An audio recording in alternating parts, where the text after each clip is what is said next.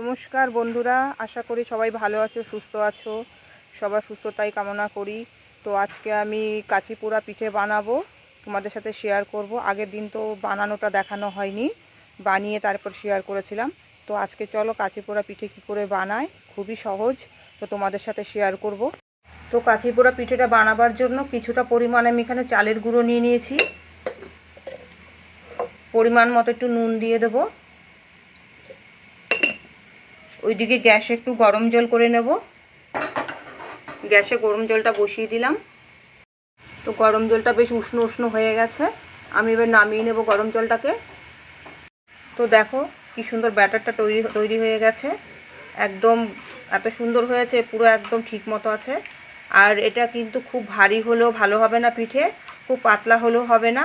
তো অনেকেই দেখি বলে পিঠে ফোলে না, কিন্তু আমি বলবো এইভাবে যদি তোমরা গোলো তো কিন্তু খুব সুন্দরভাবে পিঠে ফোলে। তো আমি 5 মিনিট এবার ঢাকা দিয়ে রেখে দেব। উনুনটাকে আমি জ্বালিয়ে নিয়েছি, এবার দেখো তাওয়াটাকে বসিয়ে দেব। তাওয়াটা নতুনই কেনা হয়েছে, তো আজকে বৃহস্পতিবার, তো নতুন তাওয়া বসাতে নেই বলে আমি বুধবার করে এটাকে ভালো করে গরম করে রেখেছিলাম। আর পিঠের তাওয়া আগের থেকে যদি গরম না করা হয় বেশ ভেতরটা কালো কালো হয়ে যাবে, দেখো, তাহলে খুব ভালো হয়, পিঠেটা খুব সুন্দর ওঠে। তো আমি এবার একটা একটা করে ব্যাটারটাকে দিয়ে দেব।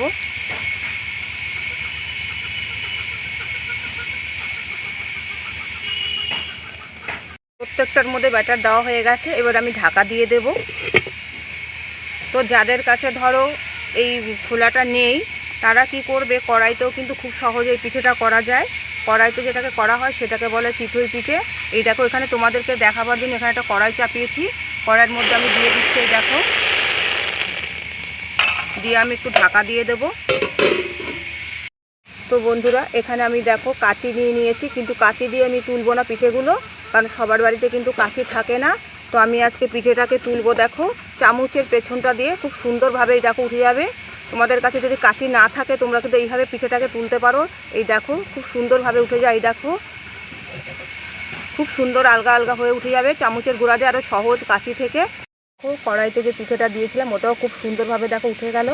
তো দেখো কি সুন্দর পিঠেগুলো হয়েছে, ফুলেছে, আর কতটা নরম হয়েছে, খুব সুন্দর হয়েছে পিঠেগুলো। আর এদিকে দেখো সেই কড়াইতে যে পিঠেগুলো করেছি এটাকে বলা হয় চিতই পিঠে, এটাও খুব সুন্দর হয়েছে, দেখতেই পাচ্ছ কি সুন্দর হয়েছে দেখো পিঠেটা। তো তোমাদের কাছে যদি এরকম যেটা বলে খোলাটা যদি না থাকে তাহলে তোমরা এইভাবে কিন্তু কড়াইতে করে খেতে পারো, খুব সুন্দর হয়। তো বন্ধুরা আমার পিঠে বানানো আজকে কমপ্লিট, তোমাদের সাথে শেয়ার করলাম কাঁচি পোড়া পিঠে। তো কেমন লাগলো তোমরা অবশ্যই কমেন্টে জানাবে, আর তোমরা এইভাবে করে খাবে, যারা না পারো অবশ্যই ভালো লাগবে। তো আজকে এই পর্যন্ত শেষ করলাম, সবাই সুস্থ থেকো, ভালো থেকো। পরের দিন আবার বাকি পিঠেগুলো তোমাদের সাথে বানিয়ে শেয়ার করব।